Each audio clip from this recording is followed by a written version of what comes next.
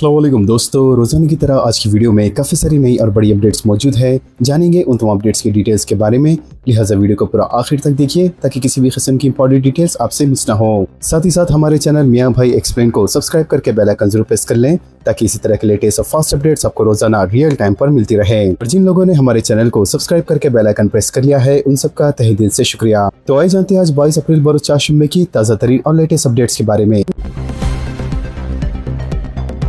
बंदी में इजाफा नहीं करूंगा, ट्रंप ने कहा। अमेरिकी सदर डोनाल्ड ट्रंप ने मंगल को कहा कि ईरान चाशुम्बे को 2 हफ्ते की जंगबंदी के इख्तिताम से पहले अमेरिका के साथ डील से इत्तेफाक नहीं करता है तो वो बमबारी फिर से शुरू कर देगा। लिहाजा इन्होंने CNBC से बातचीत करते हुए ये बात कही। मजीद इनसे सवाल किया गया था क्या वो ईरान के साथ जंगबंदी में तोसी करेंगे ताकि जंगबंदी के खात्मे के लिए डील पर पहुँचने के मकसद से अमन की बातचीत को मजीद वक्त मिल सके, लेकिन ट्रंप ने कहा कि वो ऐसा करना नहीं चाहते। ट्रंप ने कहा है कि अगर चाशुम्बे को मुआहदे के बगैर जंगबंदी खत्म होती है तो वो ईरान पर हमले फिर शुरू करने के लिए तैयार हैं।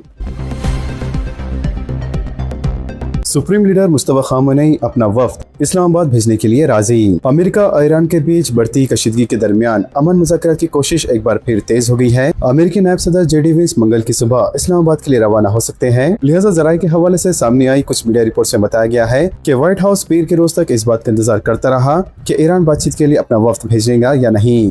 अब खबरें सामने आ रही है कि ईरान के सुप्रीम लीडर मुस्तफा खामनेई अपने वफ्द को भेजने पर अपनी रजामंदी जाहिर कर दी है। दरअसल ईरान के अंदर भी इस बात पर इख्तलाफात था कि ईरानी वफ्द मुज़ाकरात के लिए इस्लामाबाद भेजा जाए या नहीं। अमेरिकी फौज की कार्रवाई एक और ऑयल टैंकर पर कब्जा कर लिया। अमेरिकी फौज ने इंडो पैसिफिक कमांड के दायरे इख्तियार में एक बड़ी समुद्री कार्रवाई के दौरान पाबंदियों के शिकार ऑयल टैंकर MT टेफिनाई को अपने कब्जे में ले लिया है। लिहाजा पेंटागन की जानिब से जारी बयान के मुताबिक ये कार्रवाई खुले समुद्री में की गई और इस दौरान किसी किस्म की मज़ामत पेश नहीं आई, जबकि अमेरिकी फौज ने जहाज को मुकम्मल अपने कंट्रोल में लेकर इसे अपनी निगरानी में ले लिया है।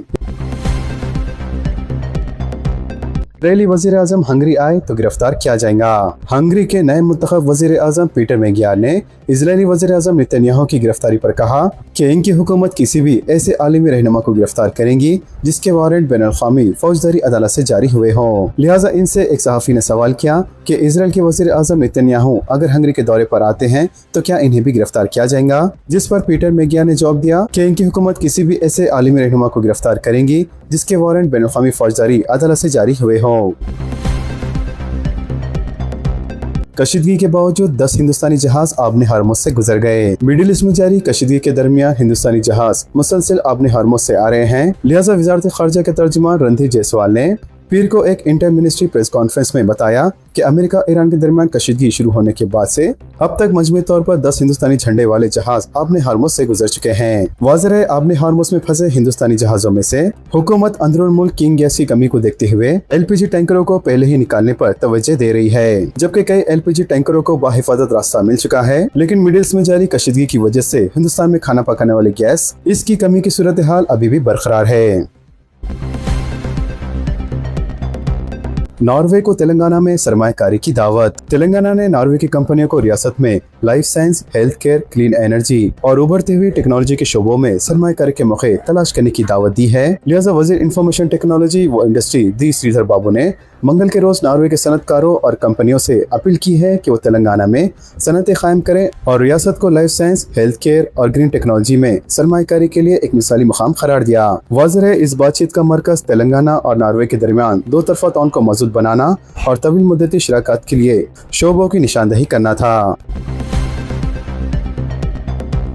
तेलंगाना में सरकारी सतह पर मजीद 79 डायलिसिस सेंटर का क़याम। वजीर सेहत दामोदर राज नरसिम्हा ने कहा है कि रियासत में 416 बिस्तरों की गुंजाइश के साथ मजीद 79 डायलिसिस सेंटर कायम किए जाएंगे ताकि सेंटर को पहुंचने वाले किसी भी मरीज को इलाज से महरूमी ना रहे। इन्होंने कहा है कि मजीद 79 डायलिसिस सेंटर्स के कायम का मकसद किसी भी जिले से 20 से 25 मिनट में मरीज की सेंटर को रसाई यकीनी बनाना है। वजीर सेहत ने कहा है कि अवामी सेहत के शोबे में शहरी इलाकों में शुगर, BP, अमराज क़ल्ब और गुर्दे के अवारिस एक अहम चैलेंज बन चुके हैं। लिहाजा इस सूरत हाल से निपटने के लिए हुकूमत ने एक जामा हेल्थ सिस्टम तैयार किया है जिसके तहत अवाम में अमराज से बचाव की एहतियाती तदाबीर से मुताल्लिक शोर बेदार किया जाएगा। मजीद इन्होंने कहा है कि सरकारी दवाखानों में डायलिसिस सेंटर्स को तोसी दी जाएंगी। इन्होंने कहा है कि मजीद 155 मराकज़ के क़याम का मंसूबा है ताकि रियासत में गुर्दे के मरीजों का मौसर इलाज किया जा सके। सरकारी मुलाजमीन के तबादलों पर इत्मीना आर्जी तौर पर खत्म। तेलंगाना हुकूमत ने सरकारी मुलाजमीन के तबादलों पर पाबंदी को आर्जी तौर पर खत्म करते हुए बाद सरकारी महकमेजात के मुलाजमीन के 1 से लेकर 31 मई तबादले की राह हमवार की है। लिहाजा हुकूमत ने अहकाम जारी करते हुए तबादलों से मुतालिक शेड्यूल जारी किया। हुकूमत की जानिब से जारी कुर्दा रहनुमाना खतूत और अहलियत के तहत आने वाले मुलाजमीन के तबादले की गुंजाइश रहेंगी। लिहाजा ऐसे सरकारी मुलाजमीन जिन्होंने 1 जनवरी 2026 को मखसूस मुकाम पर 3 साल मुकम्मल कर लिए हैं वो तबादले के लिए अहल होंगे, जबकि ऐसे मुलाजमीन जिन्होंने अपने शोहर या बीवी की बुनियाद पर तबादले की दरख्वास्त की हो उनके लिए शराइत का इतलाक नहीं होगा। हुकूमत का कहना है कि कोई भी सरकारी मुलाजिम मखसूस मुकाम पर 4 साल से ज्यादा अरसे तक बरकरार नहीं रह सकता। ताहम ऐसे मुलाजमीन जिनकी रिटायरमेंट 31 मार्च 2027 से पहले हो सकती है उनके तबादले नहीं किए जाएंगे, चाहे उनकी खिदमत के 4 साल मुकम्मल क्यों न हुए हो। फर्जी नंबर प्लेट का इस्तेमाल करने वाला स्विगी डिलीवरी बॉय गिरफ्तार। फर्जी नंबर प्लेट का इस्तेमाल करने वाले स्विगी डिलीवरी बॉय को ट्रैफिक पुलिस ने गिरफ्तार कर लिया। पुलिस ने बताया कि 26 साल वी सुरेश कुमार अपनी हीरो होंडा एक्टिवा गाड़ी की प्लेट नंबर पर दूसरी गाड़ी का नंबर तहरीर किया था, जिसके नतीजे में इस गाड़ी का असल मालिक ऐन वास्तु को मुसलसल ट्रैफिक के चालानात मौसूल हो रहे थे। लिहाजा इस नौजवान ने पुलिस में शिकायत दर्ज कराई कि इसकी गाड़ी के नंबर प्लेट का बेजा इस्तेमाल किया जा रहा है, जिसका पता लगाने सिटी ट्रैफिक पुलिस ने सीसीटीवी कैमरों और NPR कैमरों का इस्तेमाल किया। बिल आखिर Swiggy delivery boy B Suresh के खिलाफ मुकदमा दर्ज करके गिरफ्तार कर लिया गया। इसके अलावा joint commissioner police traffic Joel Davies ने इंतबाह दिया कि गलत नंबर प्लेट के इस्तेमाल पर सख्त कार्रवाई की जाएगी। सोशल मीडिया के लिए रील बनाने के दौरान नौजवान लड़का हलाक। सोशल मीडिया पर मकबूलियत और रील्स बनाने का जुनून एक कम उम्र लड़की की हलाकत का सबब बन गया, जो सनसनीखेज रील तैयार करने के दौरान बुलंदी से गिर पड़ा। लिहाजा नाचाराम पुलिस हुदूद में यह वाकया पेश आया, जहां 14 साल लड़का मिथुन जो मुकामी स्कूल का तालिब इल्म था, इस लड़के को फेसबुक, इंस्टाग्राम और सोशल मीडिया में मकबूलियत पाने का काफी जुनून था और रील्स तैयार करने का शौक सर चढ़कर बोल रहा था। लिहाजा मिथुन एक सनसनीखेज रील तैयार करने की कोशिश कर रहा था। लिहाजा खतरनाक करतबबाजी की रील से काफी मकबूलियत की फिक्र ने इसको खुद खतरे में डाल दिया, लेकिन रील्स तैयार करने के जुनून ने इसने खतरे की परवाह नहीं की। बालकनी की रेलिंग पर खतरनाक अंदाज में रील तैयार करने की कोशिश कर रहा था कि बुलंदी से गिरकर शदीद जख्मी हो गया, जिस पर इसे फौरी तौर पर हॉस्पिटल मुंतकिल किया गया, जहां वो इलाज के दौरान फौत हो गया। दोहरे कत्ल का मुलजिम गिरफ्तार। पीर चौक पुलिस ने दोहरे कत्ल केस में मुलविस कातिल आदिल खान को गिरफ्तार कर लिया, जिसने अपने हकीकी छोटे भाई और भावज का बेरहमी से कत्ल कर दिया था। लिहाजा शहर भर में सनसनी सबब बनने वाली इस वारदात में पुलिस ने कार्रवाई की और 35 साल आदिल खान वल्द इकबाल खान, जो कि पहाड़ी शरीफ का रहने वाला है और पेशे से वेल्डर है, इसको गिरफ्तार कर लिया गया। 2 खातून पुलिस ओहदेदार रिश्वत कबूल करते हुए गिरफ्तार। एंटी करप्शन ब्यूरो के ओहदेदारों ने रिश्वत की रकम कबूल करते हुए 2 खातून मुलाजिम पुलिस को पकड़ लिया। ये वाकया जिले विकाराबाद में पेश आया। लिहाजा विकाराबाद वुमेन्स पुलिस स्टेशन में दर्ज जहेज हरासानी मुकदमे में जमानत की मंजूरी के लिए सर्कल इंस्पेक्टर सरूजा, सब इंस्पेक्टर रानी ने 60,000 रुपए बतौर रिश्वत तलब की थी। लिहाजा DSP एंटी करप्शन ब्यूरो जिले रंगा रेड्डी आनंद कुमार ने मीडिया को बताया कि 20,000 रुपए बतौर रिश्वत कबूल करने के दौरान धावा करके इंस्पेक्टर और सब इंस्पेक्टर को गिरफ्तार कर लिया गया। मालूम हुआ कि मोहम्मद अरशद और इनके अरकान खानदान के खिलाफ जहेज हरासानी के मुकदमे में जमानत के लिए रिश्वत तलब की गई थी और ये रकम पुलिस स्टेशन में जमानत की मंजूरी के लिए तलब की जा रही थी। खम्मम में पहली मरतबा सर्वे मैप के साथ अराजी का रजिस्ट्रेशन। हुकूमत की जानिब से अराजियत की मलकियत को वाज़ेह करने के लिए एक अहम कदम उठाया गया है, जिसके तहत जिले खम्मम के कासोमंची मंडल के मित्तारमपुरम गाँव में पहली बार सर्वे मैप के साथ अराजी का रजिस्ट्रेशन मुकम्मल किया गया। लिहाजा इस मौके पर अराजी के लिए सर्वे और बोदारी नंबर भी अलॉट किए गए। वज़ीर माल पीसीओ रेड्डी ने इस मौके पर कहा कि किसान की जिंदगी अराजियत से जुड़ी होती है और जब तक अराजियत की मिल्कियत वाज़ेह ना हो इनकी जिंदगी महफूज नहीं हो सकती।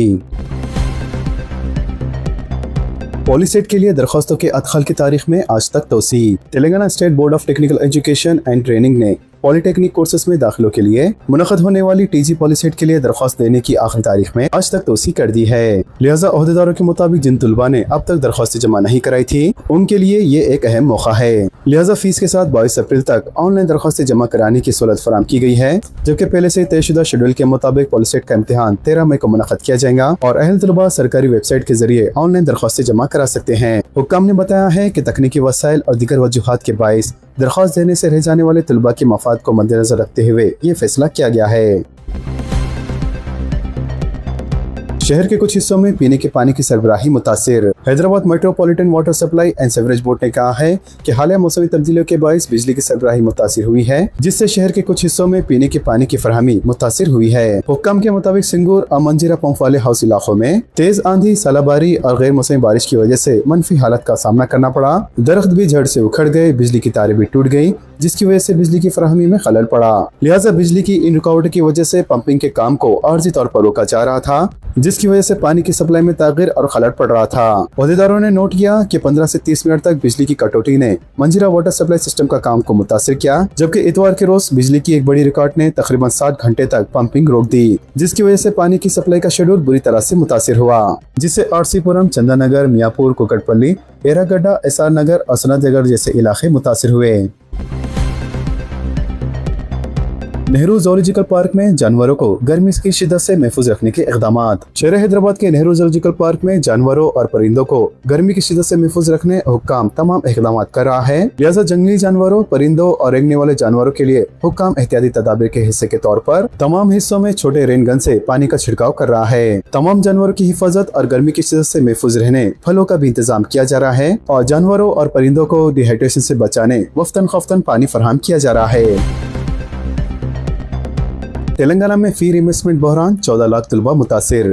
तेलंगाना में आला तालीम पाने वाले तलबा के लिए एक तशवीशनाक सूरत हाल पैदा हो गई है, जिसके तहत तालीमी साल 2026-27 से तलबा को अपनी कॉलेज फीस खुद अदा करना पड़ेगा, चाहे वो फी इन्वेस्टमेंट के अहल ही क्यों ना हो। लिहाजा इस पेशते रफत ने लाखों तलबा के मुस्तकबिल को गैर यकीनी बना दिया है। ये फिलहाल इस वक्त सामने आया है जब तेलंगाना हाई कोर्ट ने फी इन्वेस्टमेंट बखैजात के मामले में उबूरी हुक्म जारी करके कॉलेज को इजाजत दी कि आइंदा तालीमी साल से तलबा से बराह रास्त फीस वसूल करें। वाज़ेह है, समात के दौरान हुकूमत अदालत को मौसर दलाल फराहम करने में नाकाम रही। न ही काउंटर दाखिल किया गया, न ही फैसले के खिलाफ अपील या नजरसानी की दरख्वास्त दायर की गई। वाज़ेह है, रियासत में इंजीनियरिंग, फार्मेसी, बीएड, एमएड और लॉ जैसे कोर्सेज की फीस में नुमाया इजाफा किया गया है, जबकि तालीमी साल 2026-27, 27-28 और 28-29 के लिए जारी अहकाम के मुताबिक 63 इंजीनियरिंग कॉलेजेस में फीस बढ़ा दी गई है। बास कॉलेजेस में इजाफा 62,000 रुपए तक किया गया है। इसके अलावा कई कॉलेजेस में 20 से लेकर 30,000 रुपए तक भी इजाफा शामिल है। लिहाजा अब इन कॉलेजेस में दाखिला लेने वाले तलबा को मुकम्मल फीस अपनी जेब से अदा करनी होगी। बासूरत दीगर इन्हें अपनी सीट से हाथ धोना पड़ सकता है। वाज़ेह रियासत में तकरीबन 14 लाख तलबा फी रिइंबर्समेंट स्कीम से फायदा उठा रहे हैं, जबकि नए पॉलिसी के बाद तलबा को दाखिले के वक्त पूरी फीस अदा करना होगा, जबकि कम आमदनी रखने वाले तबकात इस फैसले से ज्यादा मुतासिर होंगे, जिसकी वजह से वालिदैन पर माली बोझ कई गुना बढ़ जाएगा। बीआरएस का 27 अप्रैल को अहम इजलास। बीआरएस के कारगुजार सदर तारिक रामाराव ने ऐलान किया है कि 27 अप्रैल को दोपहर 2 बजे तेलंगाना भवन में पार्टी सदर चंद्रशेखर राव की सदारत में खुसूसी इजलास मुनक़द होगा। वाज़ेह ये इजलास पार्टी के जुबली तकारीब के इख्तिताम के मौके पर तलब किया जा रहा है। इन्होंने बताया है कि इजलास में तंजीमी ढांचे की मजबूती, रुकनियत साजी की तजदीद और दीगर सियासी उमूर पर तफसीली गौर किया जाएगा। केटीआर ने कहा है कि इजलास में पार्टी के रियासती कमेटी के अरकान, अराकीन पार्लियामेंट, अराकीन असेंबली, साबिक कॉरपोरेशन चेयरमैन, साबिक जिले परिषद सदर नशीन को शिरकत की दावत दी गई है। आरटीसी हड़ताल की 100वीं के लिए हुकूमत का मिज़बत रवैया, एहतजाज के बगैर मसाइल पेश किए जाए, वज़ीर ट्रांसपोर्ट पूनम प्रभाकर की अपील। वज़ीर ट्रांसपोर्ट पूनम प्रभाकर ने मंगल को कहा कि हुकूमत आरटीसी मुलाजमीन की हड़ताल के मसले की 100वीं के लिए मिज़बत रवैया रखती है ताकि मुसाफिरों को किसी किस्म की परेशानी ना हो। लिहाजा यहाँ एक वीडियो जारी करते हुए पूनम प्रभाकर ने कहा है कि फैसले लेने में कुछ ताख़ीर हो सकती है।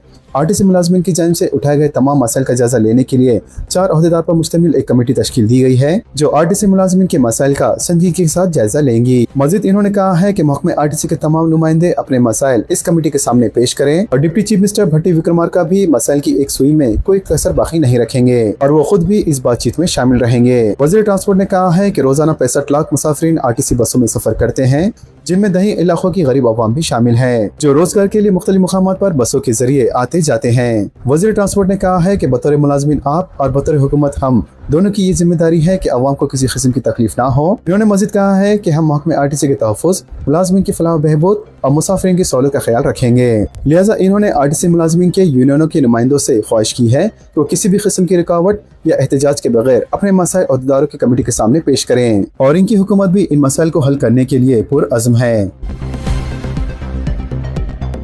आरटीसी मुलाजमीन ने आज शाम से हड़ताल का ऐलान कर दिया। हुकूमत के साथ तेलंगाना RTC JEC कायदीन की बातचीत नाकाम हो गई है, जिसके बाद RTC JEC ने ऐलान किया है कि 22 अप्रैल की शाम से हड़ताल शुरू करेंगे। इसके अलावा JEC कायदीन ने IAS अहदेदारों की कमेटी के साथ मुज़ाकरात किए, तहम कमेटी ने हुकूमत को 4 हफ्तों का वक्त देने की दरख्वास्त की और हड़ताल को वापस लेने की अपील की, लेकिन JEC ने इस तजवीज़ को मुस्तरद कर दिया। वाज़ेह रहे ये मुज़ाकरात किसी भी नतीजे पर ना पहुँचने की वजह से RTC यूनियन ने हड़ताल पर जाने का फैसला किया है। इस दौरान RTC JEC के चेयरमैन वेंकट खन्ना ने कहा कि हमने अपने मसाइल अहदेदारों के सामने रखे। IAS अहदेदारों की कमेटी ने 4 हफ्तों की मोहलत मांगी, लेकिन हमारा मुतालबात नए नहीं है, बल्कि पहले ही दी गई यकीन दहानियां ही है। कमेटी ने मजीद कहा है कि हमारी बात माने तो ठीक है, वरना मजबूरी के तहत हम हड़ताल पर जा रहे हैं। लिहाजा जब तक हमारे 32 मुतालबात हल नहीं होते, हमारी हड़ताल जारी रहेंगी। तेलंगाना में रियल एस्टेट सरगर्मियां मुतासिर, हुकूमत की आमदनी में कमी। तेलंगाना में रियल एस्टेट शोबा गुज़श्ता 3 सालों से बहरान का शिकार है और रियल एस्टेट की आमदनी में एहतियात का रुझान देखा जा रहा है। रजिस्ट्रेशन एंड स्टाम्प डिपार्टमेंट के मुताबिक रजिस्ट्रेशन की तादाद में कमी आई है, जिसके नतीजे में गुज़श्ता 2 सालों में रजिस्ट्रेशन से आमदनी में कमी दर्ज की गई है। वज़ीर महकमे स्टाम्प एंड रजिस्ट्रेशन को साल 2023-24 में तकरीबन 14,588 करोड़ की आमदनी हुई थी, जो साल 2024-25 में घटकर 14,214 करोड़ पे हो चुकी है। इसके अलावा साल 2025-26 में जनवरी 2026 तक 12,443 करोड़ आमदनी दर्ज की गई, जबकि फरवरी में आमदनी में किसी कदर इजाफा हुआ और मजमूई आमदनी 13,775 करोड़ तक पहुँच चुकी है। मुल्क में अंडों की पैदावार और खपत में इजाफा। मुल्क में अंडों की पैदावार और खपत में इजाफा हुआ है, जिसमें तेलुगु रियासतों को सबकत हासिल है। लिहाजा साल 2024-25 में मुल्क में अंडों की पैदावार 14,911 करोड़ यूनिट तक पहुंच गई और ये साल 2023-24 के मुकाबले में तकरीबन 4.5% का इजाफा है। वाज़ेह है आलमी सतह पर अंडों की पैदावार में चीन पहले और हिंदुस्तान दूसरे नंबर पर है। और 2024-25 में मुल्क में फीकस अंडे की खपत 106 अंडे सालाना तक पहुंच गई, जबकि पिछले साल फीकस खपत 103 अंडे थी। वाज़ेह है अंडों की पैदावार में आंध्र प्रदेश 18% के साथ सरफहरिस्त है, जबकि तमिलनाडु दूसरे नंबर पर और तेलंगाना तीसरे नंबर पर है। आधार कार्ड अपडेट की मोहलत में 14 जून तक तोसी। आधार कार्ड रखने वालों के लिए एक राहत की खबर सामने आई है। लिहाजा हिंदुस्तानी मुनफरिद शनाख्ती अथॉरिटी यानी UIDAI ने आधार की तफसीलात को मुफ्त ऑनलाइन अपडेट करने की आखिरी तारीख में तोसी करके इसे 14 जून 2026 तक बढ़ा दिया है। बताया जा रहा है कि इस फैसले से लाखों सारिफिन को फायदे की तवक्को है। हुक्काम के मुताबिक शहरी अब मुकर्रर तारीख तक बगैर किसी फीस की अपनी मालूमात जैसे नाम, पता और दीगर दस्तावेज को ऑनलाइन अपडेट कर सकते हैं। ताहम 15 जून 2026 से अपडेट के लिए मुकर्रर फीस अदा करना लाजमी होगा। UIDAI ने वाज़ेह किया है कि वो अफराद जिन्होंने गुज़श्ता 10 बरसों से अपने आधार कार्ड को अपडेट नहीं किया, इनके लिए अपना आधार कार्ड अपडेट करना जरूरी है। वाज़ेह सब्सिडी, पेंशन और दीगर सरकारी माली इमदाद बराह रास्त बैंक खातों में हासिल करने आधार कार्ड का अपडेट होना इंतहाई जरूरी है और किसी भी किस्म की रिकॉर्ड से बचने KYC मुकम्मल रखना लाजमी है। लिहाजा शहरों को हिदायत दी गई है कि वो इस सहूलत से फायदा उठाते हुए जल्द अपने शनाख्ती और पते के सबूत अपलोड करें, ताकि मुस्तकबिल में रुकावट या इजाफी फीस से बचा जा सके। वाज़ेह है आधार कार्ड को अपडेट करने का अमल UIDAI की ऑफिशियल वेबसाइट या माई आधार ऐप के जरिए आसानी से मुकम्मल किया जा सकता है। वाज़ेह है आधार कार्ड आज के दौर में न सिर्फ शनाख्त का एक अहम जरिया है, बल्कि माली और समाजी खिदमत तक रसाई की बुनियाद बन चुका है। इसीलिए इसकी बर वक्त अपडेट इंतहाई जरूरी है। अखिलती नौजवान फलाही स्कीम से मुकम्मल इस्तेफादा करें। जिले कलेक्टर हैदराबाद हरिचंदना दासरी ने कहा है कि अखिलती नौजवान हुकूमत की जानिब से फराहम की जाने वाली फलाही स्कीमों से मुकम्मल इस्तेफादा करें और अपनी तरक्की की राह हमवार करें। लिहाजा मंगल के रोज खिलवत में वाक़े उर्दू मिस्किन ऑडिटोरियम में हुकूमत के बाविखार प्रजापालना प्रगति प्रणाली का 99 रोज़ा एक्शन प्लान के तहत अखिलती मालियती कॉर्पोरेशन की जानिब से मुनक़दा अखिलती नौजवान के लिए फ्लाई स्कीमों से मुतालिक बेदारी इजलास में कलेक्टर ने शिरकत की और इस मौके पर अखिलती मालियती कॉर्पोरेशन के चेयरमैन उबैदुल्ला कोतवाल और चारमीनार के मजलिस रुकन असेंबली मीर जुल्फ़िकार अली भी मौजूद थे। लिहाजा जिले कलेक्टर हरिचंद्रा ने बताया कि 28 मई को बड़े पैमाने पर लोन में मुलाकात किया जाएगा, जिसमें तमाम बैंकों के अहदेदारान दस्तयाब रहेंगे। इसीलिए नौजवान इस मौके से फायदा उठाएं। इन्होंने मजीद कहा है कि जिले में तेलंगाना इंडस्ट्रीज, PMEGP, MSE और माइक्रो फूड प्रोसेसिंग स्कीमों के तहत नौजवानों के लिए कई तरबियती प्रोग्राम मुनक़द किए गए हैं, ताकि वह मुख्तलिफ शोबों में महारत हासिल कर सकें। हज 2026 तमाम इंतजामात आखिरी मरहल में दाखिल। सऊदी हुकूमत की जानिब से हज के मौके पर हजाज कराम को बेहतरीन सहूलत फराहम करने के लिए इंतजामात आखिरी मरहल में दाखिल हो गए हैं। तफसीलात के मुताबिक सऊदी हुकूमत ने रवा बरस हज के मौके पर दुनिया भर से आने वाले आज़मीन को बेहतरीन और आरामदेह सहूलत फराम करने के लिए इंतजाम को हतमी शक्ल दे दी। लिहाजा जदीद टेक्नोलॉजी के इस्तेमाल और इंफ्रास्ट्रक्चर में बेहतरी के जरिए इस साल हज को मजीद महफूज और सहल बनाया गया है। इसके अलावा शदीद गर्मी के पेश नज़र मैदान अरफात में हज्जाज को सहूलत के लिए गैर मामूली इंतजाम किए गए हैं, जबकि अरफात में नस्ब खैमों को जदीद एयर कंडीशन सिस्टम से लेस कर दिया गया है ताकि हज्जाज को पुरसुकून माहौल मौसर आ सके। तमिलनाडु में इंतखाबी मुहिम खत्म, 23 अप्रैल को वोटिंग। मगरबी बंगाल में पहले मरहले के लिए और तमिलनाडु में एक ही मरहले में 23 अप्रैल को वोटिंग होंगी। तमिलनाडु में आज इंतखाबी तशरीह का इख्तिताम अमल में आया। दोनों रियासतों में सोशल मीडिया पर भी कड़ी निगरानी रखी जा रही है। लिहाजा इलेक्शन कमीशन की हिदायत के मुताबिक मुहिम के खत्म होते ही अब किसी भी किस्म की सियासी जमात या उम्मीदवार को जलसा, रैली या अवामी खिताब की इजाजत नहीं होगी। इसके अलावा दोनों रियासतों में आज़ादाना और मुंसिफाना वोटिंग को यकीनी बनाने के लिए सख्त हिफाजती इंतजाम किए गए हैं, जबकि सोशल मीडिया प्लेटफॉर्म्स पर भी करीबी निगरानी रखी जा रही है ताकि किसी भी तरह की गुमराहकीन या इश्तियाल अंगेज सरगर्मी को रोका जा सके। वोटर लिस्ट में एसआर के अमल पर सवालिया निशान, अवाम में बेचैनी, रहनुमाइयों का फुकदान। तेलंगाना में वोटर लिस्ट की जमा खुसूसी नजरसानी यानी एसआर का अमल अवाम के लिए सहूलत के बजाय परेशानी और उलझन का सबब बनता जा रहा है। लिहाजा शहरियों, समाजी रज़ाकाना तंजीमों और माहिरीन की जानिब से इलेक्शन कमीशन ऑफ इंडिया और रियासती इलेक्शन कमीशन से मुतालबा किया जा रहा है कि वो फौरी तौर पर जमीनी सतह पर पेश आने वाले मुश्किलात का नोट ले और इस अहम तरीन एसआर के अमल को शफाफ, आसान और वाम दोस्त बनाएं। इलेक्शन कमीशन की हिदायत पर हुकूमत की जानिब से मुकर्रर कुर्दा बूथ लेवल ऑफिसर्स एसआर के तरीक़ेकार से पूरी तरीके से वाकिफ नहीं है, बल्कि इंतजाम की जानिब से इन्हें मुनासिब तरबियत भी फराम नहीं की गई। खास तौर पर मैपिंग के पेचीदा तरीक़ेकार से लाइल्मी की वजह से अवाम को सही तरीके से रहनुमाया नहीं मिल रही है। इसके अलावा ग्रेटर हैदराबाद की हुदूद में अवामी शिकायत के बाद BLOs 94 को इनकी जिम्मेदारियों से हटा दिया गया।